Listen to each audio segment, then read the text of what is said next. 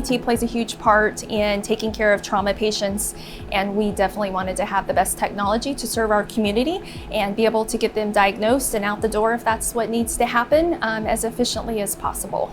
The image quality was satisfactory, but not what it needed to be. We could do better, and we knew that. And with the software changes that's happened over the past several years, the technology had just changed so much that we really needed to upgrade the equipment overall. Significant improvement in the image quality.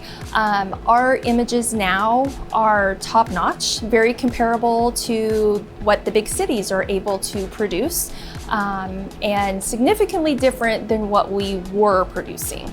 Browns has people that really care, and so working with them has been huge, and they get my issues taken care of if I ever have any. They are very prompt in replying to me. They have remote service monitoring, which is significant for us being 4 hours away from service. They can monitor our equipment remotely and alert us if there is something that needs to be fixed prior to us going down.